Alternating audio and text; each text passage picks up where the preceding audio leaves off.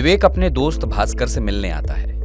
Bhaskar charts को बहुत अच्छे तरीके से पढ़ते हैं, पर आज यानी 28 फरवरी को बाजार बंद होने के बाद अपना सिर पकड़े बैठे हुए हैं, बहुत चिंतित हैं। अरे भास्कर भाई, क्या हो गया? क्यों इतने परेशान हो? अरे शेयर बाजार देख रहे हो यार, कितना डाउन हो गया है। अरे शेयर बाजार, ये तो 8 दिन से लगातार टूट रहा है। आज कौन सा पहाड़ टूट गया? आज जो है बाजार 200 डीएमए से नीचे चला गया है। 200 डीएमए मतलब? डीएमए नहीं जानते?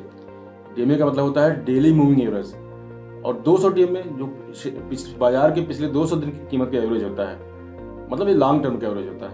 तो 200 डीएमए से नीचे जाने का मतलब ये है कि अब बाजार आगे और मंदी आएगी, बड़ी मंदी आएगी बाजार में। सही कह रहे हैं आप। मूविंग एवरेज शेयर बाजार में मोमेंटम देखने और ट्रेंड्स कंफर्म करने का अच्छा तरीका है। Moving average simple technical analysis tool होता है जिससे अपडेटेड एवरेज प्राइस मिलता है और ये कीमतों के आंकड़ों को आसान बना देता है।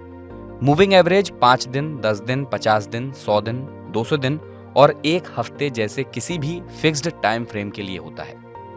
विवेक को मूविंग एवरेज के बारे में तो पता चल गया था, पर ये किसके लिए और कैसे फायदेमंद साबित हो सकते हैं, इसको लेकर काफी कंफ्यूजन था। दरअसल मूविंग एवरेज को समझने से आपको ट्रेडिंग या इन्वेस्टिंग में काफी मदद मिल सकती है। ये किसी भी टाइम फ्रेम के लिए सेट किया जा सकता है, इसलिए ये लॉन्ग टर्म इन्वेस्टर्स या शॉर्ट टर्म ट्रेडर्स दोनों के लिए फायदेमंद होता है। मूविंग एवरेज की दिशा यानी डायरेक्शन देखकर ये बेसिक आइडिया मिल जाता है कि कीमतें किस करवट बैठेंगी। मूविंग एवरेज का सबसे आम इस्तेमाल किसी शेयर या इंडेक्स के ट्रेंड को पहचानने के लिए होता है। इसके अलावा इससे सपोर्ट और रेजिस्टेंस लेवल का भी पता लगाया जाता है।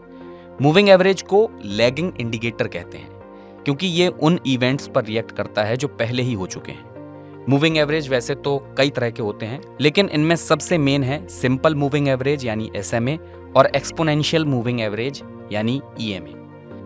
उदाहरण के तौर पर 10 दिन के सिंपल मूविंग एवरेज को कैलकुलेट करने के लिए बीते 10 कारोबारी दिनों के डेली क्लोजिंग प्राइस को जोड़कर 10 से यानी नंबर ऑफ डेज से डिवाइड किया जाता है और इस तरह से कितने भी दिनों का एक नया मूविंग एवरेज मिल जाता है।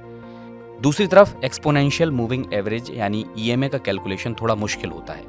इसमें हाल के दिनों के क्लोजिंग प्राइसेस के साथ साथ इन प्राइसेस को कुछ वेटेज भी दिए जाते हैं, इसलिए एक्सपोनेंशियल मूविंग एवरेज के कैलकुलेशन का काम सॉफ्टवेयर और ट्रेडिंग प्लेटफॉर्म पर ही होता है। या भास्कर, ये तो पता चल गया कि मूविंग एवरेज से ट्रेंड का पता चलता है और ये 2 तरह के होते हैं, एक SMA और एक EMA। लेकिन इन दोनों में से मेरे लिए क्या बेहतर है, ये मुझे कैसे पता चलेगा? देखो, दोनों जो इंडिकेटर्स है या फिर मूविंग एवरेजेस है, उनका जो रोल होता है वो अलग अलग रोल होता है। मार्केट में कुछ समय में जो EMA होते हैं वो काफ़ी अच्छी तरीके से रिटर्न्स देते हैं, और SMA जो होते हैं वो कुछ ऐसा पीरियड होता है वहाँ पे आपको ज़्यादा अच्छा बेहतर रिटर्न्स देखने को मिल सकता है। तो EMA जो होता है वो क्या कैलकुलेट करता है वो पहले हम लोग समझ लेते हैं। EMA जो होता है वो लेटेस्ट जो वैल्यू होता है उसको ज़्यादा इंपॉर्टेंट देता है, और SMA क्या करता है जनरली, देखो 10, 20, 30 ऐसे अगर हम लोग 3 दिन का एवरेज निकालेंगे तो उनका टोटल करके डिवाइड बाय 3 करेगा। लेकिन EMA में क्या होता है, अगर एवरेज अगर हम लोग पकड़ते हैं 10, 20 और 30, तो वो 30 को ज़्यादा वेटेज देगा, मतलब जो लेटेस्ट वैल्यू होगी उसको ज़्यादा वेटेज देगा। इस कारण से क्या होगा, वो जो सिग्नल आपको मिलेगा चार्ट के ऊपर वो जल्दी मिलेगा। SMA में क्या होता है, थोड़ा सा सिग्नल डिले होता है। अब मूविंग एवरेज को लेकर विवेक की दिलचस्पी बढ़ रही थी। अब उनके मन में यह सवाल तैरने लगा कि इन मूविंग एवरेजेस को यूज कैसे किया जा सकता है। जब किसी एसेट या सिक्योरिटी की कीमत मूविंग एवरेज से ज्यादा या कम हो जाती है तो ये टेक्निकल ट्रेडर्स के लिए ट्रेडिंग का संकेत होता है। यही कारण है कि इसका सबसे कॉमन इस्तेमाल मार्केट का डायरेक्शन, सपोर्ट और रेजिस्टेंस लेवल समझने में होता है। मूविंग एवरेज को समझने का सबसे पॉपुलर तरीका इसकी शेयर या इंडेक्स की प्राइस से तुलना है। जब किसी सिक्योरिटी का प्राइस उसके मूविंग एवरेज के ऊपर चला जाता है तो इसे बाय यानी खरीदारी का संकेत माना जाता है। इसी तरह जब किसी सिक्योरिटी की कीमत मूविंग एवरेज से नीचे चली जाती है तो इसे सेल यानी बेचने का संकेत माना जाता है। कई ट्रेडर्स इसी आधार पर ही किसी शेयर में एंट्री या एग्जिट की रणनीति भी बनाते हैं। पर समझने वाली बात यह है कि मूविंग एवरेज ट्रेंड रिवर्सल या ट्रेंड में बदलाव के बारे में कैसे बताते हैं। देखो, जनरली कहा जाता है बहुत सारे ट्रेडर्स यूज करते हैं इंडिकेटर्स को ट्रेंड रिवर्सल के लिए। लेकिन मेरा एक इसमें एक कहना है कि आप सिर्फ और सिर्फ मूविंग एवरेजेस को देख के ट्रेंड में बदलाव हो रहा है वो चीज़ें ना देखें, क्योंकि मैं हमेशा एक चीज़ कहता हूँ कि किसी एक टूल के ऊपर अगर आप निर्भर रहोगे तो आपके लिए क्या हो सकता है, प्रॉब्लम आ सकता है। अगर आप मूविंग एवरेजेस के साथ सपोर्ट, रेजिस्टेंस, चार्ट पैटर्न और 2-3 साइकोलॉजी, ये चीज़ें अगर आप मिलाते हो तो शायद ये आप अच्छा रिटर्न्स मिल सकते हैं। मूविंग एवरेजेस को एक कंफर्मेशन की तरह लेना चाहिए, एग्जैक्टली पूरा का पूरा 100% इसके ऊपर रिलाय नहीं होना है।